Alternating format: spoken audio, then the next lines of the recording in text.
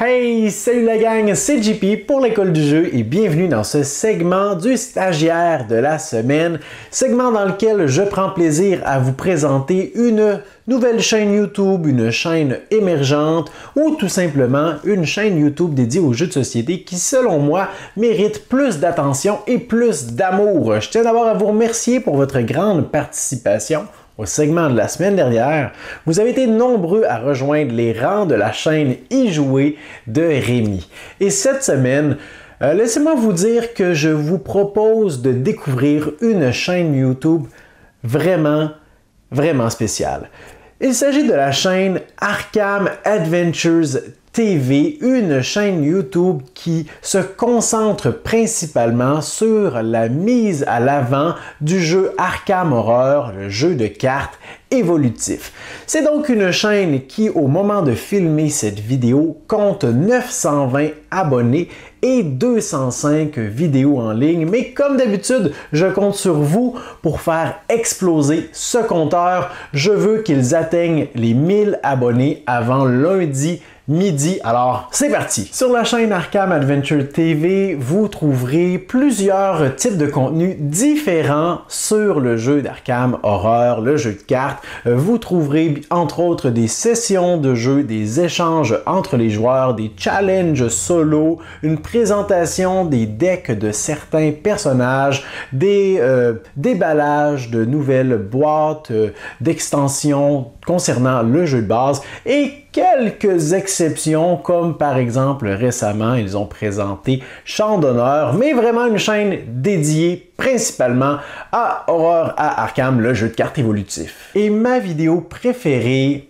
parmi celles que j'ai vues sur leur chaîne, puisqu'ils en ont une panoplie, eh bien, je dois vous avouer que c'est celle qu'ils ont produite pour notre segment d'aujourd'hui. Alors aujourd'hui, Largo et Michael vont s'adresser à vous et même à nous, l'école du jeu, à moi, Sylvain et Vince. Ils vont essayer de nous convaincre et de vous convaincre qu'ils ont entre les mains le meilleur jeu sur la planète. Je vous laisse deviner de quel jeu ils vont nous parler et ils vont nous présenter plusieurs raisons qui, selon eux, prouvent que ce jeu est le meilleur sur la planète. Alors, je suis très curieux d'entendre ce qu'ils ont à dire et très curieux de voir si je vais changer d'idée ou d'opinion au terme de leur segment. Alors, sans plus attendre, je leur laisse la parole. Bien, alors, Mickaël, qu'est-ce qu'on va faire aujourd'hui? J'ai bien envie de te proposer un barrage, ça vient de sortir, c'est pas mal. Qu'est-ce que t'en penses? Ouais, je sais pas, je suis pas fan des histoires d'eau, moi. Bon, un Fluke the Hatch, là, juste à côté. C'est pas tout jeune, mais une bonne profondeur de jeu. Ouais, des histoires de civilisation. Bref, non, ça me dit rien. Bon, alors on va monter un petit peu. Là, tu vas pas pouvoir refuser. J'ai Maracaibo, la dernière sortie, la dernière bombe ludique. Ouais, des histoires de pirates, je suis pas fan. Moi, je suis pas fan. Et Tricerion, peut-être Les histoires de magiciens. J'ai toutes les extensions, non plus. Ouais, les histoires de magiciens, tu sais, c'est daté, je sais pas. Bon, alors, écoute, je vais mettre tout le monde d'accord. Je te propose notre 157e partie d'Horror Arkham, le jeu de cartes. Le meilleur jeu présent, passé et à venir. Ah bah voilà, ça, des histoires de Lovecraft, j'aime bien. Super. Alors, JP, merci de nous accueillir sur ta chaîne. Et puis, je remercie au passage Sylvain. Donc, Sylvain, on connaît bien son nom, hein, parce qu'à chaque vidéo, il dit qu'il s'appelle Sylvain. Bonjour Sylvain, j'espère que tu vas bien. Et puis Vince aussi. Tous les trois font des super vidéos sur l'école du jeu qui nous accueille aujourd'hui et qui nous donne l'occasion inespérée de faire un petit peu de publicité, non pas sur la chaîne Arkham Adventure et le Monde TV et le Monde Ludique, mais sur le jeu de cartes Horror Arkham JCE, un excellent jeu méconnu. Pas vrai, Mickaël? Je suis tout à fait d'accord. N'oublie pas d'acquiescer à chacune de mes paroles divines. Très bien. Alors, qu'est-ce que c'est Horror Arkham? Je vous présente ici la boîte de base. Et au cours de cette petite vidéo, je vais essayer avec mon acolyte Mickaël de vous convaincre tous les trois, ainsi que tous les viewers qui passeraient par cette vidéo, de vous mettre à Horror Arkham, le jeu de cartes, un jeu univers. C'est pas un jeu apéro, c'est pas un jeu d'ambiance, c'est un jeu costaud, hein, c'est clair, mais c'est un jeu qui vous accompagnera pendant longtemps. Vous êtes sans doute passé dans une boutique, vous avez vu certains de ces paquets, vous vous demandez ce qu'il y a dedans, il y en a peut-être beaucoup, vous n'avez pas bien compris. Eh bien, on est là pour vous expliquer ce soir. Alors, Arkham TV, ce trésor, cette pépite ludique s'est écoulé quand même à 23 000 exemplaires, c'est pas mal. Ah oui, c'est déjà bien. C'est un excellent score, donc en langue française, je précise, en anglais, j'ai pas les chiffres. Qu'est-ce qu'Aurora Arkham, si on devait le résumer en quelques instants avant de détailler? Eh bien, c'est un jeu de stratégie d'une grande profondeur tactique sous forme de jeu de cartes. Est-ce que cette définition-là te convient? C'est un jeu de cartes, oui, un jeu de cartes, jeu de stratégie, effectivement, ça le définit très bien. Bon. Jeu de cartes évolutif. Un jeu de cartes évolutif, on va y venir. Alors JP, tu m'as demandé, avant de faire cette vidéo, eh bien, de donner 10 éléments qui pourraient vous convaincre de jouer à Aurora Arkham. Eh bien, c'est ce qu'on va faire ce soir en moins de 15 minutes. On va essayer. Voilà, on va être condensé parce que comme vous avez pu le voir sur la chaîne, il y a beaucoup de vidéos qui sont un peu longues, mais là, on va essayer d'être condensé.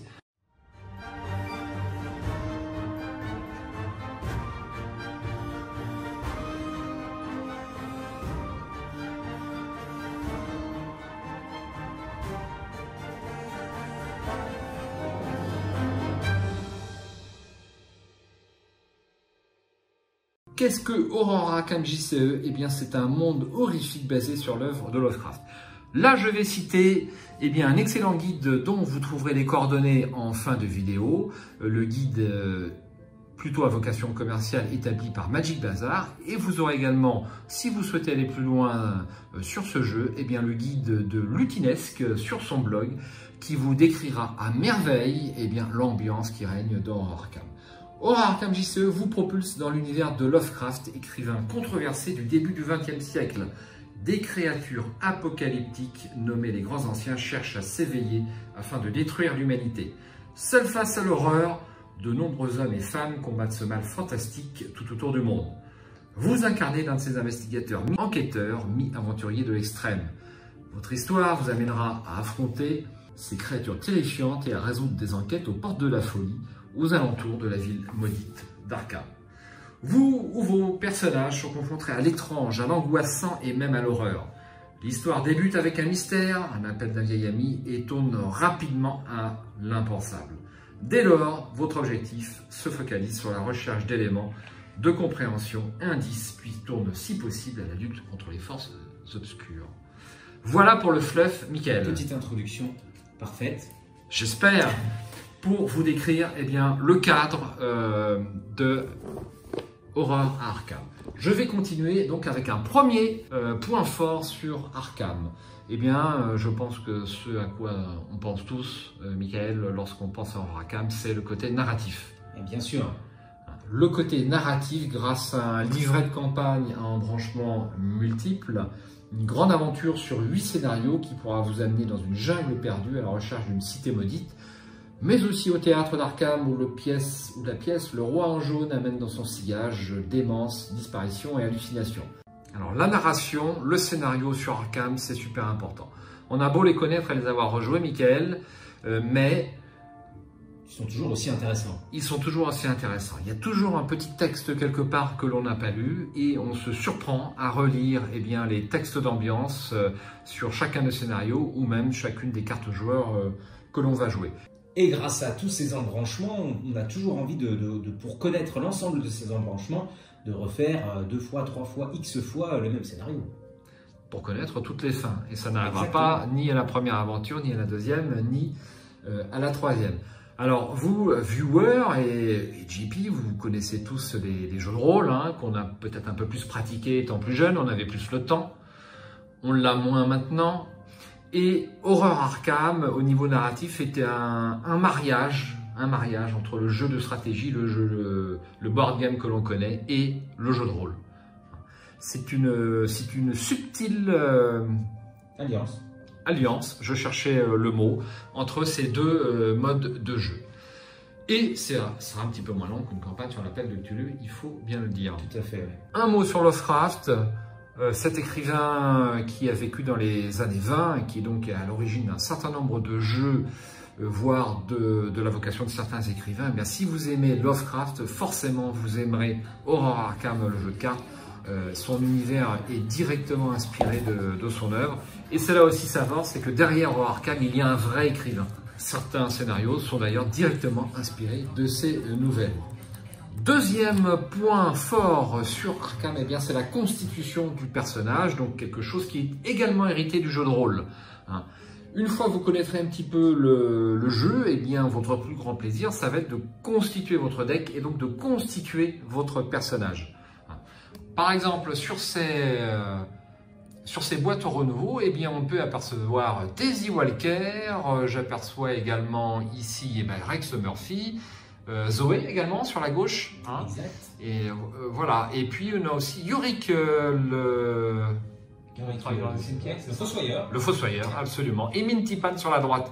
Ils sont un certain nombre sont tous là. Donc ces personnages qui ont un pouvoir particulier, je vous donne un petit exemple à l'écran. Eh bien, vous allez constituer un deck de 30 cartes qui correspond grosso modo à la feuille de jeu de rôle, à la feuille de personnage que vous faisiez quand vous étiez plus jeune sur un jeu de rôle. Donc vous allez pouvoir l'orienter combat, vous allez pouvoir l'orienter recherche, peut-être aura-t-il des sorts, peut-être aura-t-il des revolvers ou alors des événements comme la classe survivant qui lui permettront de se sortir de situations extrêmement difficiles. Alors, est-ce que vous préférez jouer un bibliothécaire versé dans les arts occultes, un truand aussi agile qu'une aiguille, pour filer entre les tentacules des grands anciens? Quel objet, quel sort, quels événements allez-vous donner à votre investigateur ou investigatrice? Tout ça, ce sont des questions que vous poserez à votre peut-être deuxième ou troisième partie. Lorsque vous aurez fait une partie d'initiation, eh bien, vous allez constituer votre personnage et ça, c'est un grand plaisir. Et ça, c'est toujours un plaisir et ça participe grandement à la rejouabilité. Alors, le grand point fort de Horror Arkham JCE, peut-être par rapport à d'autres jeux de cartes qui sont déjà sortis, comme Game of Thrones, eh bien, c'est que la totalité des cartes, le titre des cartes, l'illustration des cartes, eh bien, correspond à la mécanique de la carte. Je vais vous donner un exemple, c'est en pleine forme, tant que vous contrôlez 2 soutiens objets ou moins, eh bien, cette carte gagne des icônes de lutte ou des icônes d'agilité. Eh bien, c'est très logique, moins vous êtes chargé un objet et plus vous serez libre de mouvement et plus cette carte événement va être puissante. Toutes les cartes d'Horror Arkham sont comme ça et ça ajoute grandement à l'immersion. Quand on joue en pleine forme, on a vraiment l'impression d'être en pleine forme. Enfin, de mon point de vue. Bien sûr. Ouais. Vous allez constituer votre personnage, mais ce n'est pas tout. Chacun de ces personnages va disposer d'une carte signature, une carte spécifique à cet investigateur, donc ça sera a priori sa carte la plus puissante, mais aussi pour correspondre à l'univers de Lovecraft, eh bien une carte faiblesse. Oui, dans Arkham, les investigateurs sont torturés par leur folie, défauts ou anciennes blessures, paranoïa, amnésie ou même un détective obstiné qui, en dépit de tout, continue de croire que vous avez quelque chose à voir avec ce meurtre. Point fort numéro 3, une grande idée trouvée par les concepteurs du jeu, Michael, les cartes intrigue et acte. Qu'est-ce qu'une carte intrigue? Qu'est-ce qu'une carte acte? Les cartes intrigue vont faire avancer les forces du mal, le côté, le mauvais. En gros, c'est un contour, il faut bien le dire, mais un contour avec des spécificités. Vous allez pouvoir ralentir les forces du mythe, ou au contraire, si vous faites de mauvaises actions, et bien au contraire, vous allez accélérer les forces du mal dans le scénario. Et les cartes actes, qui au fur et à mesure, elles s'affichent à votre écran, qui au fur et à mesure de votre découverte des différents indices dans ce temple oublié, dans Arkham ou dans cette jungle perdue, au fur et à mesure que vous découvrez les différents indices, vont vous faire avancer le scénario, mais dans le bon sens jusqu'à la résolution, jusqu'à la bonne résolution, celle que vous souhaitez atteindre. Donc ça, c'est un gros point fort qui n'existe pas sur d'autres jeux et c'est une grande idée. Point numéro 4, eh bien, la présence de Michael on est un exemple, eh bien, c'est un jeu collaboratif. Exactement. Le jeu collaboratif marche très fort en France et puis d'ailleurs ailleurs aussi.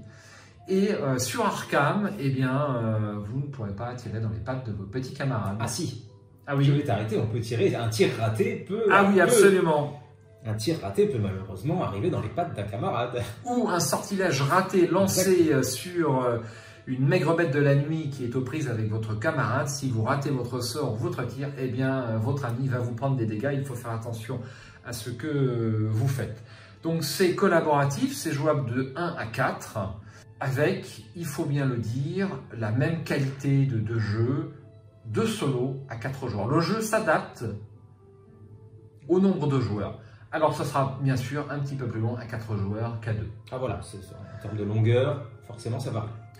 Si on devait donner un avis, on pense que les concepteurs du jeu ont produit ce jeu pour être joué à 2. Ouais. Peut-être qu'il y a 5% sur 100 de chances de fluidité au niveau du jeu à 12 joueurs. Mais à solo, moi j'adore faire des parties en solo. Solo, ça va être un jeu qui marche très bien. Et c'est à la mode. Hein. On n'a pas toujours des joueurs sous la main prêts à passer 3 heures chez vous. Et rien ne vous empêche de jouer avec 2 investigateurs, ce qu'on appelle le soluo. Voilà, ça c'est une trouvaille d'Arkham en plus, hein, ça n'existait pas avant. Le solo, ouais. C'est donc vous jouez tout seul, mais vous prenez 2 investigateurs. Hein. Le solo est quand même un petit peu difficile et il faut connaître le jeu, ou alors vous prenez le mode de jeu facile. Point numéro 5, évolutif. Énorme suivi de FFG, Fantasy Flight Game. Sortie mensuelle de nouveaux scénarios, inventif avec des mécaniques inédites toujours. Il ne se répète jamais. Donc les petits paquets que vous voyez là, eh bien ce sont des paquets scénarios. Donc il y a 6 paquets scénarios pour chaque campagne qui débute par une deluxe. Ce sont les grosses boîtes que vous voyez ici. Le dragon que vous voyez là-bas, c'est juste pour l'ambiance, il n'est pas dans le jeu. Hein. Pas de dragon chez Lovecraft, mais voilà, ça met une bonne ambiance. Ici, vous avez des boîtes renouveau. Eh bien, ce sont des boîtes qui vont ajouter de la rejouabilité à vos aventures en mettant de la mise en place, enfin des cartes aléatoires supplémentaires dans la mise en place, qui fait que vous allez pouvoir rejouer votre partie. Tout ça est très très bien détaillé sur le guide de Magic Bazaar qui sera en fin de vidéo. Pourquoi un gros suivi? Eh bien, on a une liste des errata, je crois qu'on a une dizaine de cartes erratées, c'est très raisonnable, oui. Mais c'est suivi. On a ce qu'on appelle une liste des tabous, c'est-à-dire des cartes qui peut-être ne sont pas tout à fait équilibrées. Il y en a une quinzaine sur plus de 1000 cartes joueurs. Hein. Oui, on a à peu près, je crois, 900 cartes joueurs. Je crois qu'il y en a 900. 900 pour l'instant, oui, si je ne dis pas de bêtises. Alors, vous qui êtes ici, vous vous dites peut-être, mais comment faire pour rattraper ce retard? Il y a ici beaucoup de cartes, je ne vais pas pouvoir me mettre là-dedans, etc. FFG a pensé à vous, sort à la fin du mois 5 packs investigateurs qui sont prêts à jouer et qui vous permettent on va dire, de vous économiser une grande partie d'achat de cartes joueurs. Alors vous serez néanmoins obligé d'acheter les scénarios que vous souhaitez jouer, c'est un petit peu normal. Mais vous n'avez pas besoin de l'ensemble de la collection, et Dieu sait si ça prend du temps de jouer un scénario. Un scénario à 2 joueurs, c'est 2 heures. Il y a 8 scénarios dans une campagne. Faites le calcul, inutile de tout acheter. Alors, oui, mais pourquoi, Largo, Michael, vous avez tout acheté? Eh bien, ici, vous êtes dans un temple d'Arkham. La première partie d'Horror Arkham JCE ne s'est pas jouée en novembre 2016 dans cette pièce. Mais la dernière partie, dans 10 ans ou dans 100 ans, se jouera ici, avec les bougies rituelles. Sans aucun doute, je ne sais pas si on sera encore là, c'est pas sûr. Voilà pour le suivi du FFG, ça c'est à souligner, on peut dire quelques mots de la traduction, elle est excellente, rarement de coquilles. Point numéro 6, eh bien, on va vous parler de quelque chose que vous ne connaissez pas, eh bien c'est le Chaos Bag, c'est ici. Le Chaos Bag, c'est quoi? C'est ce petit sac. Un sac qui n'est pas fourni dans la boîte. Précise, c'est du custom. Du goodies. Hein. Absolument. Voilà. Alors, dedans, vous allez trouver un certain nombre de jetons. Eh bien, ce qu'on appelle le Chaos Bag simule à merveille un dé à 16 faces, en fait. Un espèce de dé à 16 faces avec des jetons que vous allez piocher lorsque vous faites un test de compétences. Certains jetons ont une signification spéciale lors d'un scénario, ça s'affiche sur votre écran, et ça peut également venir modifier la difficulté du scénario. Alors certaines cartes de divination vont vous permettre de savoir quel jeton vous allez tirer, vont vous permettre de retirer un jeton du Chaos Bag de façon plus ou moins définitive. Hein. Plus ou moins définitive, absolument. Un certain nombre d'effets de jeu vont vous permettre de modifier ce dé à 16 faces et de manipuler le hasard, parce que c'est le gros point fort d'Horror Arkham, le jeu de cartes. C'est un hasard, de l'aléatoire, mais pas gratuit. On peut maîtriser un peu, mais avouons que c'est la classe mystique là-bas en violet, qui a le monopole un petit peu de la gestion de ce Chaos Bag. Absolument. On peut aborder pendant qu'on y est, on a oublié pendant la constitution du personnage, eh bien, les 5 classes d'investigateurs qui existent dans le jeu. Donc vous avez mystique, truand, gardien, survivant et chercheur. La totalité de, enfin, ces 5 classes de personnages ne se jouent pas du tout de la même façon. Les mécaniques du jeu sont les mêmes, les règles sont les mêmes, mais les concepteurs du jeu ont réussi l'exploit. Lorsque vous jouez un gardien, vous n'allez pas jouer exactement pareil que lorsque vous jouez un survivant.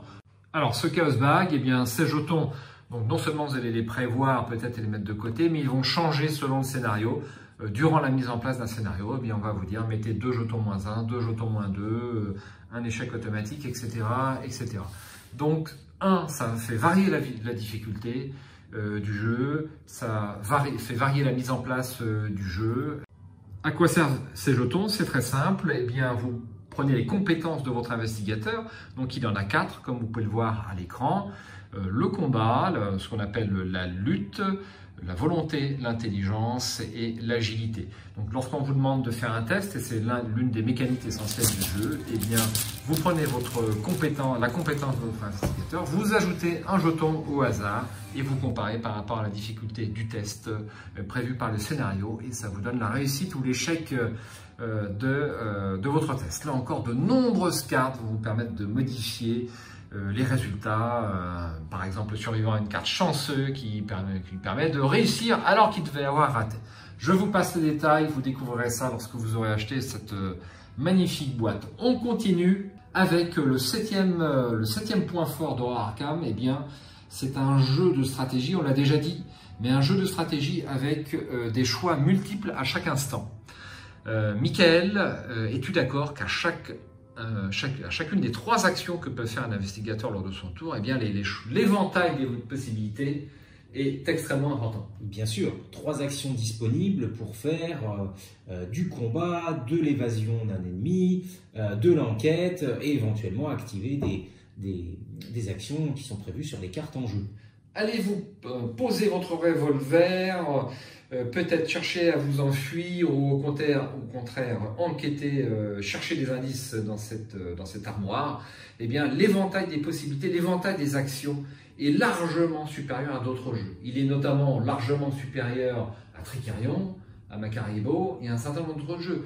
Les actions que vous pouvez faire à Maracaibo, il y a 3 ou 4 ports, vous avez peut-être 3 ou 4 choix, plus poser telle ou telle carte. On a quand même vite fait le tour. Vous avez une main relativement importante à Arkham, et donc est-ce que vous allez débuter par poser vos alliés, poser vos armes, poser vos sorts, ou encore un étui à cigarette porte-bonheur, ou que sais-je encore. Est-ce que vous allez vous déplacer, est-ce que vous allez rester en soutien de vos petits camarades? Vraiment, l'éventail de choix tactiques est incroyablement élevé.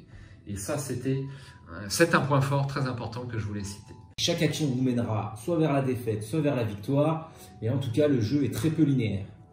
Alors, huitième point fort d'Arkham, eh bien, ce sont ces classes d'investigateurs pour les personnages.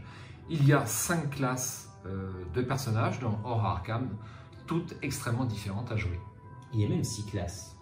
Il y a même 6 classes, j'ai oublié la classe neutre. La classe neutre, mais qui ne se représente que rarement. Nous avons pour l'instant qu'une seule investigatrice dans cette classe, c'est Lola Ace, l'actrice. Voilà. Alors, c'est quoi ces classes? Eh bien, ce sont un petit peu, si vous avez joué à des jeux de rôle, ce sont des classes de personnages comme vous pouvez le connaître dans vos parties de l'Appel de Cthulhu ou Donjons et Dragons. Nous avons ici mystique, truand, gardien, survivant et chercheur. Le mystique va être versé plutôt dans les arts occultes, peut-être la prévision du Chaos Bag ou la manipulation du Chaos Bag, comme on l'a dit tout à l'heure. Le truand, l'une de mes classes préférées. Hein. J'adore jouer Preston, le milliardaire, le millionnaire seulement. C'est déjà pas mal. C'est déjà pas mal. C'est une classe toujours assez riche, avec beaucoup de ressources, hein, la monnaie du jeu, et qui va pouvoir dépenser à chaque tour. Donc Preston, eh bien, sa carte faiblesse, eh bien, c'est un héritage maudit. Hein. Il est en lien, il est en cheville avec la cloche du crépuscule d'argent. La carte s'affiche sur votre écran. La classe gardien, donc plutôt des personnages appartenant aux forces de l'ordre, le FBI, un commerçant, On a aussi une chef de cuisine, curieusement, hein, qui est gardienne. Gardien. On sent dans son fluff qu'elle a une âme de gardienne. Oui, c'est vrai. Elle veut protéger le monde du mythe de Cthulhu. Chercheur, donc un bibliothécaire, un professeur, des érudits hein, qui vont vous faire avancer particulièrement rapidement dans la recherche d'indices pour résoudre le mystère qui vous occupe. Et puis enfin, la classe survivante. Des gens comme toi, Michael, anodins, ordinaires. Exactement, comme moi. Qui sont là alors qu'ils n'ont rien demandé. Voilà. Et qui ont beaucoup de cartes qui leur permettent, comme la carte chanceux, de se sortir d'événements inextricables alors qu'on pensait qu'ils allaient échouer, trépasser, et ils réussissent. Hein. C'est vraiment une classe un petit peu un couteau suisse. Oui, c'est vrai. Hein, on peut faire beaucoup de choses avec les survivants. C'est un bon terme. Une classe que j'aime beaucoup jouer aussi. Mais si vous aimez jouer gros bill, hein, pour reprendre l'expression qui a été inventée en France, eh bien vous allez jouer gardien, vous allez défourailler des mitraillettes et autres crans d'arrêt avec cette classe de jeu. À l'intérieur de ces 5 classes existe à ce jour une dizaine d'investigateurs et investigatrices, n'oublions pas la gente féminine, qui sont également extrêmement différents à jouer. Si vous jouez le gardien Zoé Samaras, ça ne sera pas la même chose que Roland Banks, donc le détective privé.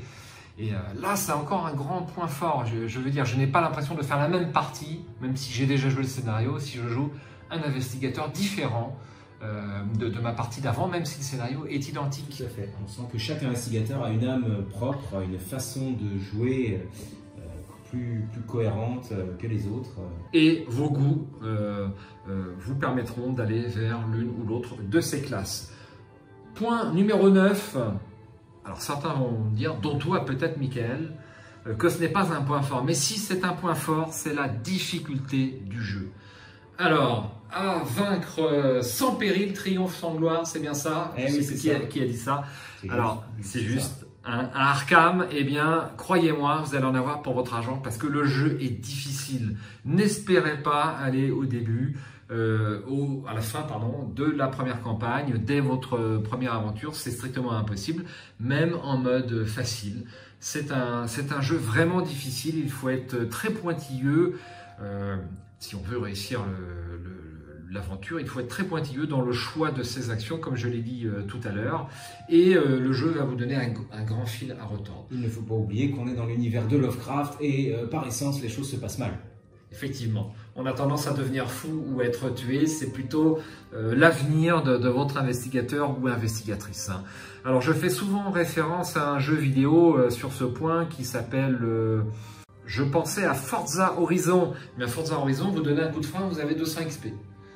Vous terminez 1 heure de jeu, vous avez 2 millions d'XP, enfin c'est un truc de fou, c'est n'importe quoi. Il n'y a pas de challenge. Ici, vous allez avoir un challenge.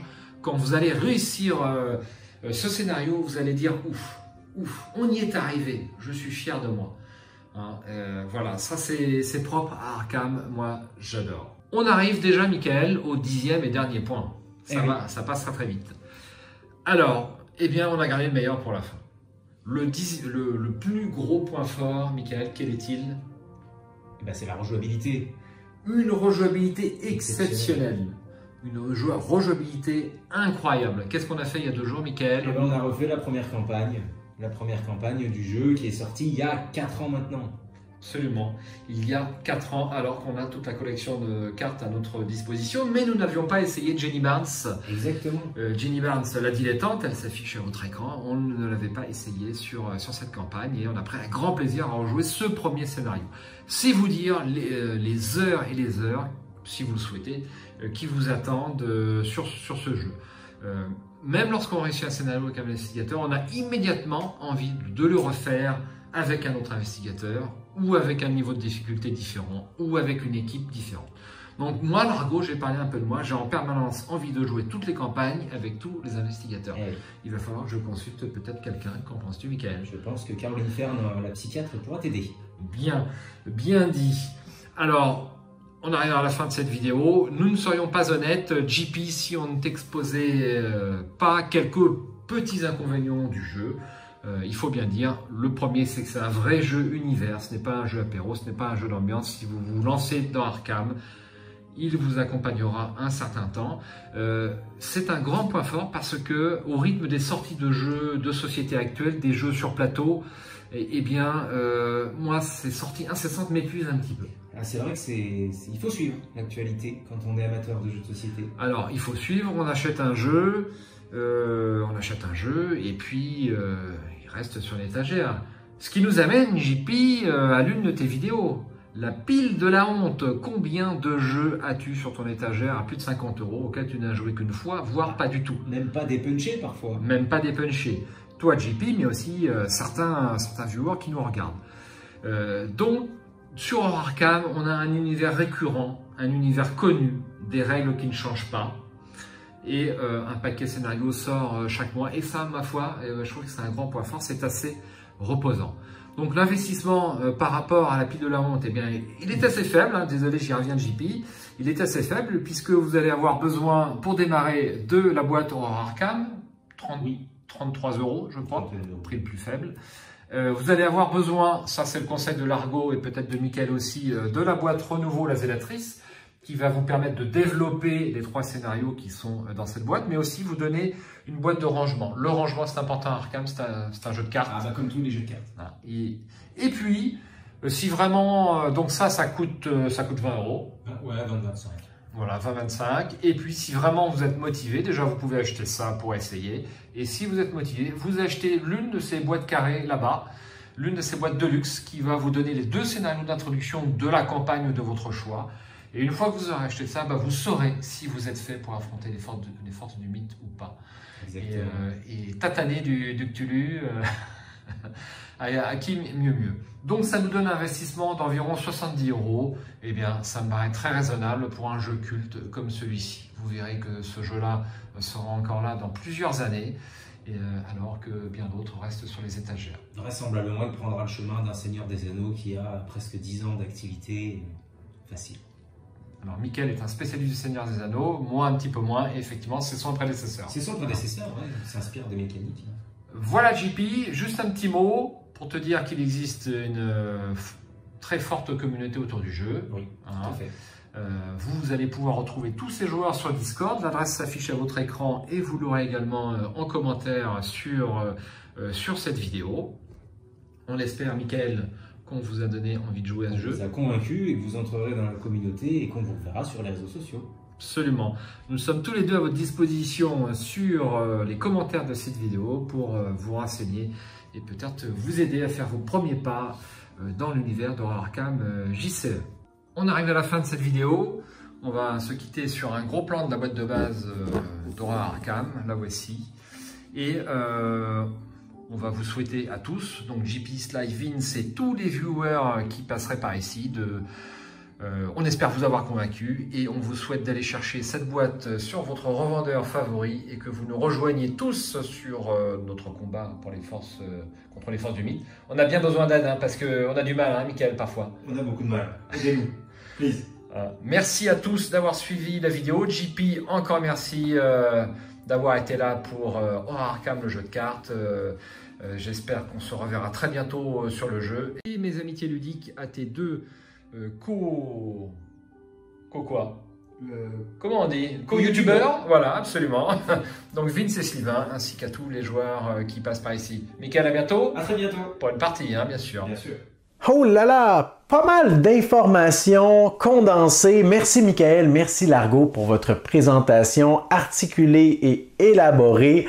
J'ai beaucoup apprécié et je crois que vous avez peut-être réussi à convaincre certains de nos auditeurs. Si c'est votre cas, eh bien laissez-nous le savoir dans la section commentaires. Et si Mickaël et Largo n'ont pas réussi à vous convaincre, indiquez-nous votre jeu préféré dans la section commentaires ainsi que la raison de ce choix. De mon côté, bien que les arguments apportés par Largo et Mickaël étaient tous bien intéressants, je dois dire que ça m'a redonné le goût de jouer à Arkham Horror, le jeu de cartes. Par contre, je ne suis pas prêt à dire et à aller de l'avant et à affirmer haut et fort qu'il s'agit du meilleur jeu sur la planète.